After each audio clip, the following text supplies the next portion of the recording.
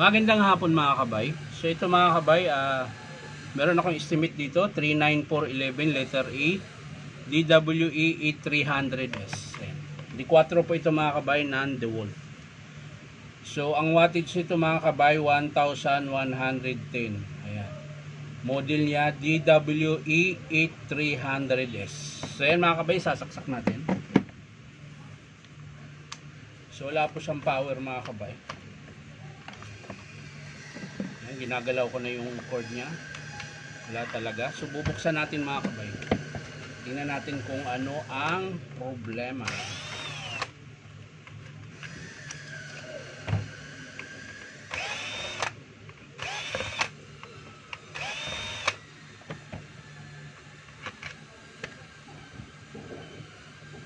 So mga kabay,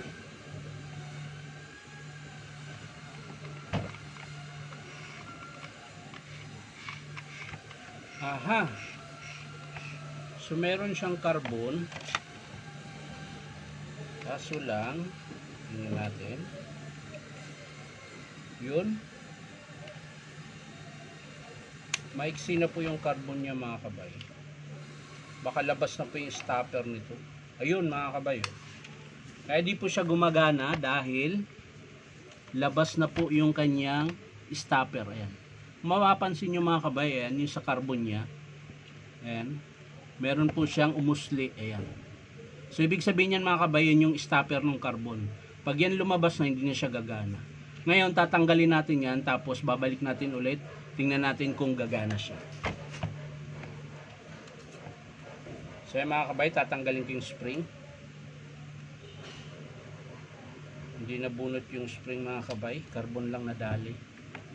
So kailangan natin mahugot yung spring at baka masira yung armature. So yan po yung spring mga kabay. Yan. So babalik lang natin yung luma niya mga kabay, pero wala na po yung stopper. Bali tinanggal na po natin.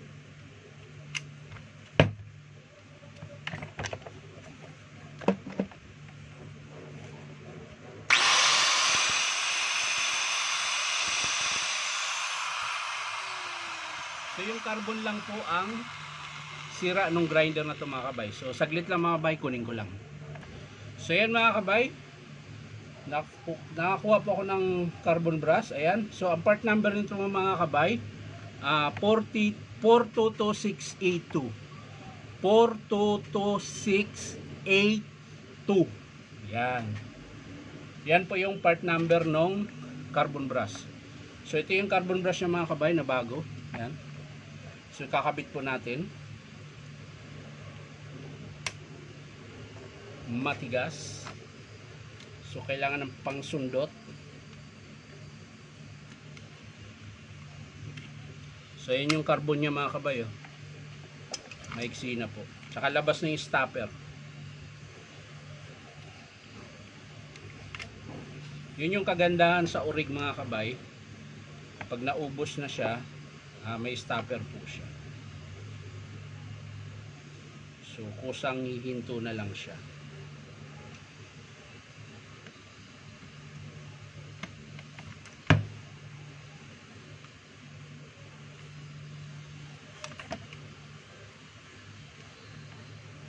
Oh, ang tigas ah. So yan mga kabay, yung pangalawang carbon, kakabit na po natin. Siyempre bago natin ibalik mga kabay, paandarin muna natin.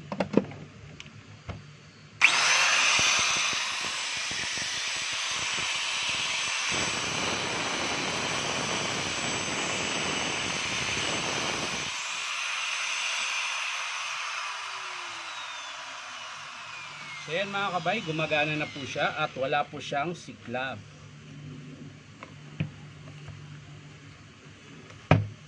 So babalik ko na po yung takip niya mga kabay. Ayan.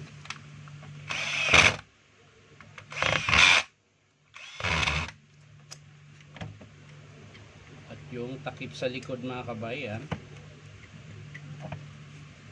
Babalik na po natin.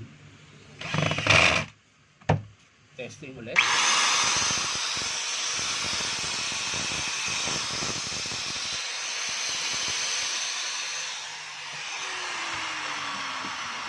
Yan lang mga kabay.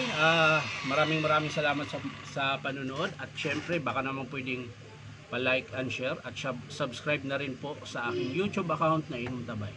So yan lang po mga kabay. Carbon brush lang po yung sira ng ating estimate ngayon. Ayan. So sa mga gusto magpa-repair mga kabay, punta lang kayo dito sa Powerman Hardware 530 T. Alonso, Santa Cruz, Manila. Ayan. So yan lang mga kabay. Bye-bye.